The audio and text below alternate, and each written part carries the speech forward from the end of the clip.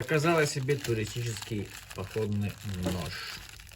Будем сейчас смотреть, что это за модель у нас. Она у нас весьма внушительная.